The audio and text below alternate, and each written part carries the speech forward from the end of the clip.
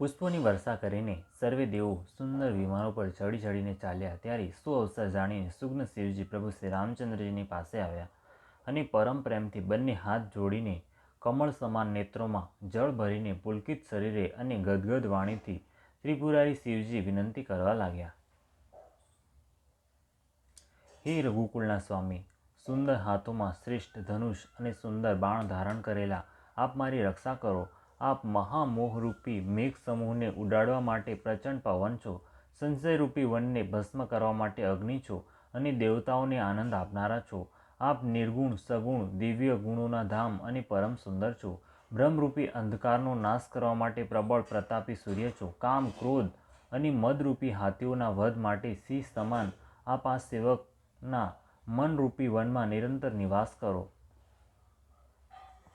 વિષય કામનાઓના સમૂહરૂપી કમળવનના નાશ માટે આપ પ્રબળ ઝાકળ છો. આપ ઉદાર અને મનથી પર છો. ભવસાગરને મથવા માટે આપ મંદરાચળ પર્વત છો. આપ અમારા પરમ ભયને દૂર કરો અને અમને દુસ્તર સંસાર સાગરમાંથી પાર ઉતારો. હે શ્યામ સુંદર શરીર, હે કમળનયન, હે દીનબંધુ, હે શરણાગતોને દુઃખથી છોડાવનારા, હે રાજા રામચંદ્રજી, આપ નાના ભાઈ લક્ષ્મણ અને જાનકીજી સહિત નિરંતર મારા હૃદયના અંતરમાં નિવાસ કરો. આપ મુનિઓને આનંદ આપનારા, પૃથ્વી મંડળના ભૂષણ, તુલસીદાસના પ્રભુ અને ભયનો નાશ કરનારા છો. હે નાથ, જ્યારે અયોધ્યાપુરીમાં આપનું રાજતિલક થશે ત્યારે હે કૃપાસાગર, હું આપની ઉદાર લીલા જોવા આવીશ. શિવજી વિનંતી કરીને ચાલ્યા ગયા ત્યારે વિભીષણજી પ્રભુની પાસે આવ્યા અને ચરણોમાં માથું નમાવીને કોમળ વાણીથી બોલ્યા, હે સારંગ ધનુષને ધારણ કરનારા પ્રભુ, મારી વિનંતી સાંભળો. આપે કુળ અને સેના સહિત રાવણનો વધ કર્યો, ત્રિભુવનમાં પોતાનો પવિત્ર યશ ફેલાવ્યો અને મુજ દીન પાપી બુદ્ધિહીન અને જાતિહીન પર અનેક પ્રકારે કૃપા કરી. હવે હે પ્રભુ, આ દાસના ઘરને પવિત્ર કરો અને ત્યાં આવીને સ્નાન કરો, જેથી યુદ્ધનો થાક દૂર થઈ જાય. હે કૃપાળુ, ખજાના મહેલ અને સંપત્તિનું નિરીક્ષણ કરીને પ્રસન્નતાપૂર્વક વાનરોને આપો. હે નાથ, મને સર્વ પ્રકારે અપનાવી લો અને પછી હે પ્રભુ, મને સાથે લઈને અયોધ્યાપુરીમાં પધારો. વિભીષણજીના કોમળ વચન સાંભળતા દીનદયાળુ પ્રભુના બંને વિશાળ નેત્રોમાં પ્રેમાર્સુનું જળ ભરાઈ આવ્યું. શ્રી રામચંદ્રજીએ કહ્યું, હે ભાઈ સાંભળો, તમારો ખજાનો ને ઘર સર્વ મારું જ છે. આ વાત ખરી છે, પરંતુ ભરતની દશા યાદ કરીને મારી એક એક પળ કલ્પ સમાન વીતી રહી છે. તપસ્વીના વેશમાં કૃશ શરીરે નિરંતર મારો નામ જપ કરી રહ્યા છે. હે સખા, તેવો ઉપાય બતાવો જેનાથી હું જલ્દીથી તેમને જોઈ શકું. હું તમને અનુરોધ કરું છું કે જો અવધિ વીતી ગયે જાઉં તો ભાઈને જીવતો નહીં પામું. નાના ભાઈ ભરતજીની પ્રીતિનું સ્મરણ કરીને પ્રભુનું શરીર વારંવાર પુલકિત થઈ રહ્યું છે. શ્રી રામચંદ્રજીએ ફરી પાછું કહ્યું, હે વિભીષણ, તમે કલ્પભર રાજ્ય કરજો, મનમાં મારું નિરંતર સ્મરણ કરતા રહેજો, પછી તમે મારા એ ધામને પામી જશો જ્યાં સર્વે સંત જાય છે.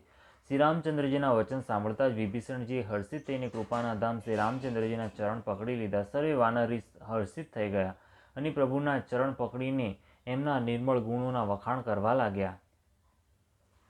પછી વિભીષણજી મહેલે ગયા અને તેમણે મણિઓના સમૂહો, રત્નોથી અને વસ્ત્રોથી વિમાનને ભરી દીધું. પછી તે પુષ્પક વિમાનને લાવીને પ્રભુની સામે મૂક્યું. ત્યારે કૃપાસાગર શ્રી રામચંદ્રજીએ હસીને કહ્યું, હે સખા વિભીષણ, સાંભળો. વિમાન પર ચડીને આકાશમાં જઈને વસ્ત્રો અને ઘરેણાઓને વરસાવી દો. આજ્ઞા સાંભળતા જ વિભીષણજી આકાશમાં જઈને સર્વે મણિઓ અને વસ્ત્રોને વરસાવી દીધા. જેના મનને જે ઠીક લાગે છે તે જ લઈ લે છે. મણિઓને મુખમાં લઈને વાનર પાછા તેને ખાવાની ચીજ ન સમજીને ઓકી દે છે. આ તમાશો જોઈને પરમ વિનોદી અને કૃપાના ધામ શ્રી રામજી, સીતાજી અને લક્ષ્મણજી હસવા લાગ્યા. જેમણે મુનિઓ ધ્યાનમાં નથી પામતા, જેમને વેદો નેતિ નેતિ કહી છે, તે જ કૃપાના સમુદ્ર શ્રી રામચંદ્રજી વાનરોની સાથે અનેક પ્રકારે વિનોદ કરી રહ્યા છે.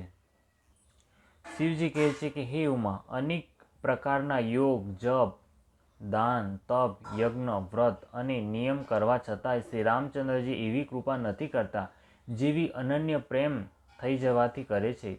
રીછો અને વાનરો કપડાં ઘરેણાં પામ્યા અને તેમને પહેરીને તેઓ શ્રી રઘુનાથજી પાસે આવ્યા. અનેક જાતિના સર્વે વાનરોને જોઈને કૌશલપતિ શ્રી રામચંદ્રજી વારંવાર હસી રહ્યા છે. શ્રી રઘુનાથજીએ કૃપા દ્રષ્ટિથી જોઈને સર્વે પર દયા કરી. પછી કોમળ વચન બોલ્યા, હે ભાઈઓ, તમારા જ બળથી મેં રાવણને માર્યો અને વિભીષણનું રાજતિલક કર્યું. તમે સૌ પોતપોતાના ઘેર જાઓ, મારું સ્મરણ કરતા રહેજો અને કોઈથી ડરશો નહીં. આ વચન સાંભળતા સર્વે વાનર પ્રેમ વિહ્વળ થઈને હાથ જોડીને આદરપૂર્વક બોલ્યા, પ્રભુ, આપ જે કંઈ પણ કહો તે સર્વે આપને શોભે છે, પરંતુ આપના વચન સાંભળીને અમને મોહ થાય છે. હે રઘુનાથજી, આપ ત્રણેય લોકોના ઈશ્વર છો. અમને વાનરોને દીન જાણીને જ આપે સનાથ કૃતાર્થ કર્યા છે. આપના પ્રભુના આવા વચન સાંભળીને અમે લજ્જાને લીધે મરી રહ્યા છે. કદાપી મચ્છર પણ ગરુડનું હિત કરી શકે છે? શ્રી રામચંદ્રજીનું મન જાણીને રીછ વાનર પ્રેમમાં મગ્ન થઈ ગયા. તેમને ઘેર જવાની ઈચ્છા જ નથી, પરંતુ પ્રભુની પ્રેરણાથી સર્વે વાનર રીછ શ્રીરામજીના રૂપને હૃદયમાં રાખીને અનેક પ્રકારે વિનંતી કરીને હર્ષ અને વિષાદ સહિત ઘેરે ચાલ્યા.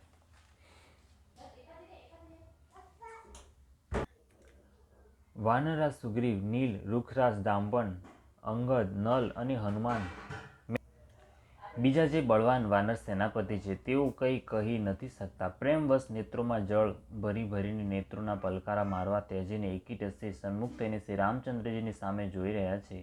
શ્રી રઘુનાથજી એમનો અતિશય પ્રેમ જોઈને સર્વેને વિમાન પર ચડાવી લીધા. તત્પશ્ચાત મનમાં ને મનમાં વિપ્ર ચરણોમાં શીશ નવાવીને ઉત્તર દિશા તરફ વિમાન ચલાવ્યું. વિમાન ચાલતા સમયે મોટો કોલાહલ થઈ રહ્યો છે. સર્વે કોઈ શ્રી રઘુવીરનો જય કહી રહ્યા છે. વિમાનમાં એક અત્યંત ઊંચું મનોહર સિંહાસન છે. તેની પર સીતાજી સહિત પ્રભુ શ્રી રામચંદ્રજી બિરાજમાન થયા. પત્ની સહિત શ્રી રામચંદ્રજી એવા શોભાયમાન થઈ રહ્યા છે જાણે મેરુના શિખર પર વીજળી સહિત શ્યામ મેઘરાજા હોય.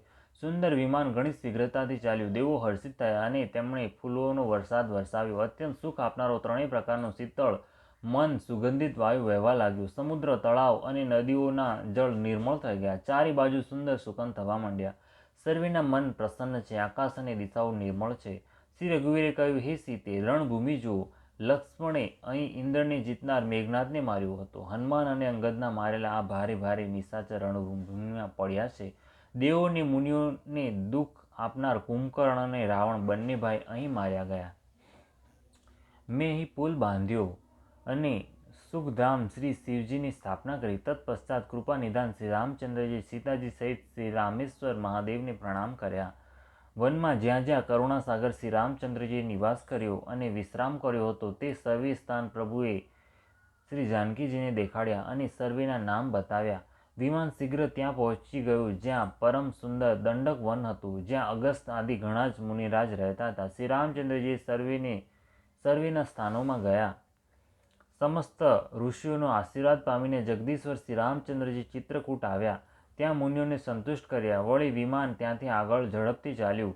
પછી શ્રી રામચંદ્રજીએ જાનકીજીને કળિયુગના પાપોને હરણ કરનારી રળિયામણી યમુનાજીના દર્શન કર્યા. પછી પવિત્ર ગંગાજીના દર્શન કર્યા. શ્રી રામજીએ કહ્યું, હે સીતા, એમને પ્રણામ કરો અને તીર્થરાજ પ્રયાગને જુઓ, જેના દર્શનથી જ કરોડો જન્મોના પાપ નાસી જાય છે.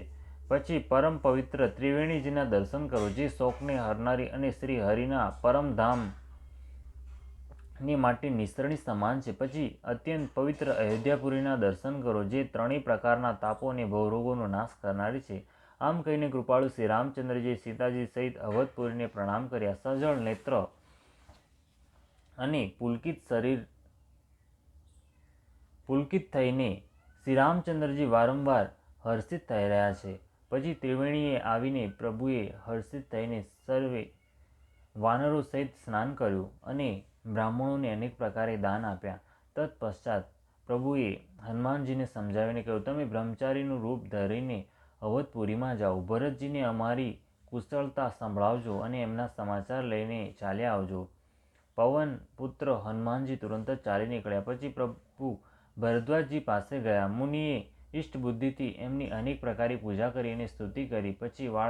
પછી પાછા લીલાની દ્રષ્ટિથી આશીર્વાદ આપ્યા. બંને હાથ જોડીને તથા મુનિના ચરણોની વંદના કરીને પ્રભુ વિમાન પર આરૂઢ થઈને આગળ ચાલ્યા. અહીં જ્યારે નિષાદ રાજે સાંભળ્યું કે પ્રભુ આવી ગયા ત્યારે તેણે નાવ ક્યાં છે, નાવ ક્યાં છે પુકારતા લોકોને બોલાવ્યા. એટલામાં જ વિમાન ગંગાને ઓળંગીને આ પાર આવી ગયું અને પ્રભુની આજ્ઞા પામીને તે કિનારે ઉતર્યું. ત્યારે શ્રીરામજી સીતાજીને અનેક પ્રકારે ગંગાજીની પૂજા કરી અને પછી તેમના ચરણે નમ્યા. ત્યારે સીતાજી અનેક પ્રકારે ગંગાજીની પૂજા કરીને અને પછી તેમના ચરણે નમ્યા. ગંગાજીએ મનમાં હરખાઈને આશીર્વાદ આપ્યા, હે સુંદરી, તમારું સૌભાગ્ય અખંડ રહે. ભગવાનના તટ પર ઉતરવાની વાત સાંભળતા જ નિષાદરાજ ગુહ પ્રેમમાં વિહ્વળ થઈને દોડ્યો. પરમ સુખથી પરિપૂર્ણ થઈને તે પ્રભુની સમીપ આવ્યો અને શ્રી જાનકીજી સહિત પ્રભુને જોઈને તે આનંદ સમાધિમાં મગ્ન થઈને પૃથ્વી પર ઢળી પડ્યો. તેને શરીરની સુધ બુધ ન રહી. શ્રી રઘુનાથજીએ તેનો પરમ પ્રેમ જોઈને તેને ઉઠાવીને હર્ષની સાથે હૃદય સરસો ચાપી દીધો. સુગુણોના રાજા શિરોમણી લક્ષ્મીકાંત કૃપાનિધાન ભગવાને તેને હૃદય ચાપી દીધું અને અત્યંત નજીક બેસાડીને કુશળ પૂછ્યા. તે વિનંતી કરવા લાગ્યો, આપના જે ચરણ કમળ બ્રહ્માજી અને શંકરજી દ્વારા સેવિત છે તેમના દર્શન કરીને હવે હું સકુશળ છું. હે સુખધામ, હે પૂર્ણકામ શ્રી રામજી, હું આપને નમસ્કાર કરું છું. સર્વે પ્રકારથી નીચ તે નિષાદને ભગવાને ભરતજીની જેમ હૃદય ચાપી દીધું. તુલસીદાસજી કહે છે કે આ મન બુદ્ધિ મેં મોહવશ એ પ્રભુને ભૂલાવી દીધા. રાવણના શત્રુનું આ પવિત્ર કરનારું ચરિત્ર સદાય શ્રી રામચંદ્રજીના ચરણોમાં પ્રીતિ ઉત્પન્ન કરનારું છે. એ કામાદિ વિકારોને હરનારું અને ભગવાનના સ્વરૂપનું વિશેષ જ્ઞાન ઉત્પન્ન કરનારું છે. દેવો, સિદ્ધ અને મુનિ આનંદિત થઈને આને ગાય છે. જે સુજ્ઞ લોકો શ્રી રઘુવીરની સમર વિજય સંબંધી લીલાઓને સાંભળે છે તેમણે ભગવાન નિત્ય વિજય, વિવેક અને વિભૂતિ આપે છે. અરે મન, વિચાર કરીને જો આ કળીકાળ પાપોનું ઘર છે, એમાં શ્રી રઘુનાથજીના નામ સિવાય બીજો કોઈ આધાર નથી. ઇતિ શ્રીમદ રામચરિતમાનસ માસ પારાયણ 27મો વિશ્રામ. કળિયુગના સમસ્ત પાપોને નાશ કરનાર શ્રી રામચરિતમાનસનું આ છઠ્ઠું સોપાન સમાપ્ત. લંકાકાંડ સમાપ્ત.